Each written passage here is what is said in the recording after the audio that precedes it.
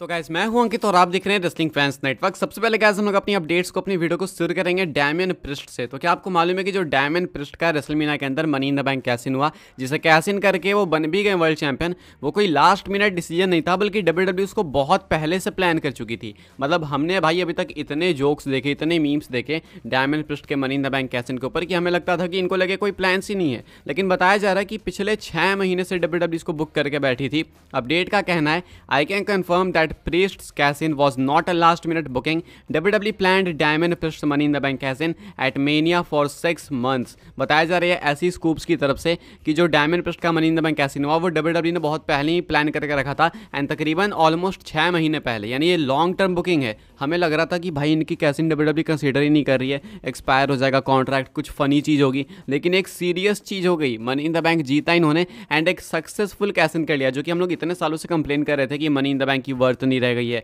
ऐसा हो गया, MITB वैसा हो गया। अभी भी कर रहे थे भाई, 5 दिन पहले तक कर रहे थे। लेकिन अभी देखो भाई, बताया जा रहा है कि 6 महीने से प्लान्स के अंदर थी चीज़ एंड डायमंड प्रिस्ट ने जो money in the bank cash in करा वो एक्चुअली बिल्कुल लास्ट मिनट डिसीजन नहीं था, एक लॉन्ग टर्म बुकिंग थी एंड जो हुआ प्लान्स के हिसाब से हुआ। एंड अगर इसको ध्यान से सोचें तो शायद ये चीज़ लेजिटिमेट भी है, बिकॉज ड्रू मैकिंटायर ने कई बार कॉस्ट करा है डायमंड प्रिस्ट को उनके money in the bank cash in and हमने देखा भी ये चीज़। तो शायद WWE सही में इसको 6 महीने पहले से बुक करके रखी थी एंड अगर ऐसा सही में है तो भाई मानना पड़ेगा कि कोई भी चीज़ सेंसलेस नहीं कर रही है WWE। हमें कहाँ लग रहा था कि ये भाई इनका कैसे होगा नहीं, हम मजाक बना रहे थे, अभी हमारा ही मजाक बन गया। तो 6 महीने पहले का ही डिसीजन था जो कि रेसलमेनिया में जाके एग्जीक्यूट करा गया एंड प्रॉपर्ली एग्जीक्यूट करा गया। ऐसा नहीं लगा कि कुछ ऐसे बहुत अनरियल चीज़ हो गई। CM पंक ने कॉस्ट करा, डायमंड प्रिस्ट आके फ़ायदा उठाते हैं ड्रू मैकिंटायर के ऊपर, बन जाते हैं वर्ल्ड चैंपियन। अब क्या ये एक सही डिसीजन था? ये तो इनकी रेन में ही पता चलेगा जब ये इनकी रेन और लंबी जाएगी। अब कितनी लंबी जाएगी वो भी एक सवाल है, आप कितना चाहते हो या आप लोग चाहो तो कॉमेंट करके बता सकते हो। फिलहाल के हिसाब से ये कुछ एक अपडेट निकल के सामने आई है। आगे बढ़ते हैं गाइस, बात करते हैं अगली स्टोरी के बारे में जो कि कोडी रोड्स के एक फ्यूचर मैच को लेकर जो कि पिच करा गया है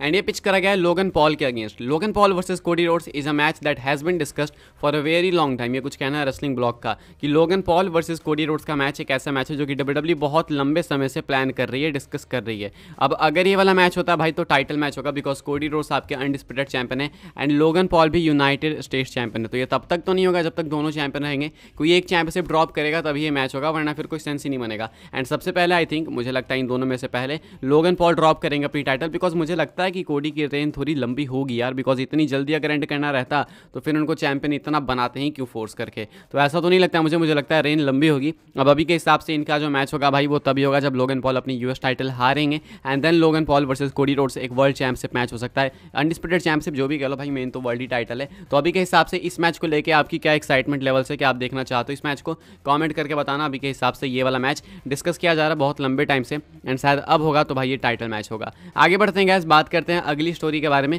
क्या जॉन सीना को बनना चाहिए 17 टाइम चैंपियन? फैंस ने भाई ऐसी डिमांड करी है जब से जॉन सीना ने पैट मैकएफे शो के ऊपर कहा है कि ये जो उनका साल होगा WWE के अंदर आखिरी साल होगा, यानी कि वो इस साल पूरे तो नहीं आने वाले, क्रिसमस के बाद आएंगे एंड उसके बाद अपना आखिरी रन देंगे, यानी कि अभी से 1 साल बाद, यानी अगले साल रेसलमेनिया तक। तो ऐसे में जॉन सीना का ये फाइनल रन होगा, ये जॉन सीना ने कंफर्म बता दिया एंड हमें 1 साल पहले ही भाई वो कह दिया है कि यार तुम अब तैयार हो जाओ इमोशनल होने के लिए, बिकॉज अब मैं आऊँगा तो अपने आखिरी रन के लिए आऊँगा। अब जब फैंस ने ये चीज़ सुनी तो फैंस चाहते हैं कि जॉन सीना वो 17 टाइम चैंपियन बन जाए, वो 17 टाइम चैंपियनशिप जीत जाए। अब इसके लिए कई रास्ते लोग बता रहे हैं। कोई कह रहा है कि भाई Cody Rhodes versus John Cena एक एब्सोल्यूट ड्रीम मैच है जो कि है भी, एंड इसको करा दो वर्ल्ड टाइटल के लिए एंड जॉन सीना को जिता दो, एक बहुत सही मैच होगा, मजा आ जाएगा, जॉन सीना 17 टाइम चैंपियन भी बन जाएंगे। देन उसके बाद क्या करो कि John Cena versus Randy Orton WrestleMania में करा दो, यानी कि जॉन सीना को रेसलमेनिया से पहले चैंपियन बनाओ, John Cena versus Randy Orton WrestleMania में कराओ इस चैंपियनशिप के लिए एंड देन रैंडी ऑर्टन वहां पे जीत जाएंगे, जॉन सीना को रिटायरमेंट मिल जाएगी। उसके बाद रैंडी ऑर्टन जब वर्ल्ड चैंपियन बन जाएंगे तो then again Cody Rhodes title claim करने आ सकते हैं रैंडी ऑर्टन के अगेंस्ट एंड देन हमें Randy Orton versus Cody Rhodes का भी मैच देखने को मिल जाएगा। तो ये एक बहुत ही अच्छा पिच है। दूसरी अगर हम बात करें तो दूसरा पिच ये है कि जॉन सीना आए एंड डायमंड प्रिस्ट से टाइटल ले ले जल्दी ही एंड उसके बाद ड्रू मैकिंटायर उनको फेस करें, नहीं तो CM पंक के साथ भी एक मैच हो सकता है, नहीं तो रैंडी ऑर्टन तो है ही। तो ये 2 रास्ते हैं, लेकिन मुझे दूसरा वाला रास्ता जो है वो थोड़ा सा वो अजीब सा लगा, वो काफ़ी कॉम्प्लिकेटेड है।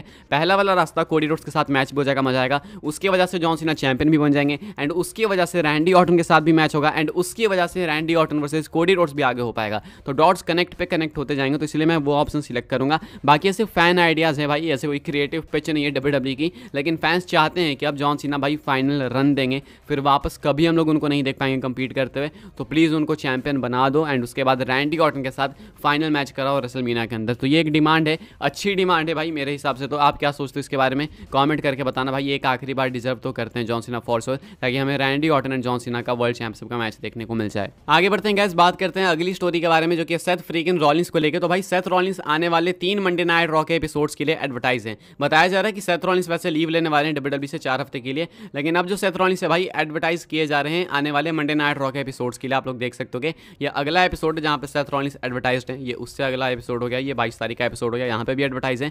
देन उसके बाद भाई 29 तारीख का एपिसोड हो गया, यानी ड्राफ्ट नाइट 2, यहाँ पे भी सेथ रॉलिंस एडवर्टाइज्ड हैं। तो क्या इसका मतलब होगा कि सेथ रॉलिंस आने वाले हैं? देखो भाई सिंपल बात है, एडवर्टाइजमेंट का मतलब ही यही होता है, लेकिन भाई ये उतना ज़्यादा सीरियस मत लो आप, बिकॉज सेथ रॉलिंस बताया यही जा रहा है कि 4 हफ्ते के लिए बाहर होंगे। तो मुझे जहाँ तक लगता है कि ये यहाँ से इनको हटा दिया जाएगा एंड डब्ल्यूडब्ल्यूई इनको रिप्लेस कर देगी किसी और सुपरस्टार से, बिकॉज 4 हफ्ते रॉलिंस गायब रहेंगे भाई। इंजरी वगैरह का सीन है, सर्जरी होगी, तो डब्ल्यूडब्ल्यूई इन चीज़ों को लाइटली नहीं लेती है, सुपरस्टार्स की हेल्थ को अपनी फर्स्ट प्रायोरिटी रखती है डब्ल्यूडब्ल्यूई। तो इसलिए सेथ रॉलिंस एडवर्टाइज होने के बावजूद मेरे हिसाब से नहीं आएंगे। बाकी ये डब्ल्यूडब्ल्यूई की वेबसाइट पर भी लिस्टेड है, बस मैं आपको वो बता रहा हूँ। आगे बढ़ते हैं गाइस, बात करते हैं अपनी नेक्स्ट एंड फाइनल स्टोरी के बारे में जो कि बहुत ही ज़्यादा इंटरेस्टिंग है। एंड अगर ये हो जाएगा भाई तो आपको मजा आएगा या फिर आपको ये चीज़ बहुत ओवर बुकिंग लगेगी, कमेंट करके बताना। लेकिन चैनल पे नए हो तो 1 सेकंड निकाल के सब्सक्राइब कर लो, 74,000 सब्सक्राइबर्स तक हमें पहुंचना है, तो बस सब्सक्राइब कर लो, बिल्कुल फ्री है। डब्ल्यूडब्ल्यूई की अपडेट सबसे पहले आपको यहाँ पे मिलती है।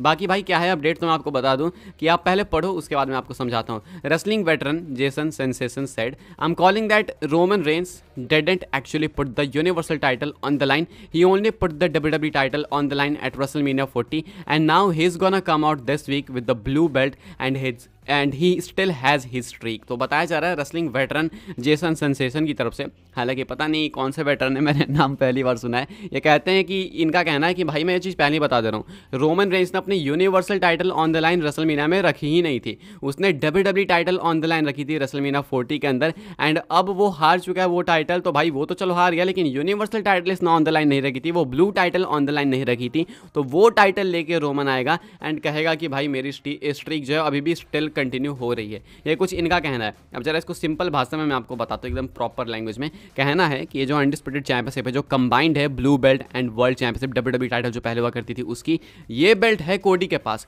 लेकिन रोमन के पास यूनिवर्सल टाइटल अलग है। यूनिवर्सल टाइटल ना सब मर्ज हुई थी इसके साथ, यूनिवर्सल टाइटल अभी ऑफिशियल अनाउंसमेंट नहीं हुई कि रिटायर हुई। साथ में एक और इंटरेस्टिंग चीज़ ये भी है कि रोमन रेंस कोडी के मैच से पहले कुछ घंटों पहले WWE ने वेबसाइट पर अपडेट करा था कि रोमन रेंस यूनिवर्सल चैंपियन है, वरना अभी तक अनडिस्प्यूटेड चैंपियन लिखा आ रहा था, WWE अनडिस्प्यूटेड चैंपियन, लेकिन वहाँ पे यूनिवर्सल चैंपियन अपडेट कर दिया गया था। तो इस चीज़ को फैंस ने नोट भी करा था, लेकिन मुझे लगा भाई ये होते रहता है, इसमें कोई बड़ी चीज़ नहीं है। बट अभी ये जो इन्होंने कहा ये चीज़ सेंस तो बनाती है, लेकिन आई थिंक WWE ये गलती नहीं करेगी, नहीं तो फिर से फैंस का आउटरेज होगा वो सोच के। तो इनका कहना है कि रोमन रेंस अनडिस्प्यूटेड टाइटल हारे हैं। अब अनडिस्प्यूटेड टाइटल में दोनों टाइटल आती है वो मानते हैं, लेकिन अनडिस्प्यूटेड टाइटल में से एक ही टाइटल डिफेंड कर रहे थे रोमन, WWE टाइटल वो कोडी के पास है। रोमन के पास अभी भी ब्लू बेल्ट है यूनिवर्सल टाइटल, ये इनका कहना है। ये काफ़ी कॉम्प्लिकेटेड बात इन्होंने कही है, सिंपल शब्दों में बात यही है कि रोमन ने जो टाइटल हारी है वो टाइटल नहीं है जिससे रोमन स्ट्रीक बना रहे। पे बैक में रोमन ने ब्लू बेल्ट जीती थी, ब्लू बेल्ट अभी भी रोमन के पास है, बिकॉज वो और किसी को नहीं मिली, तो रोमन वो बेल्ट लेकर आएंगे। एंड WWE ने वेबसाइट पर रेसलमेनिया से पहले अपडेट भी कर दिया था, रोमन को अनडिस्प्यूटेड चैंपियन की जगह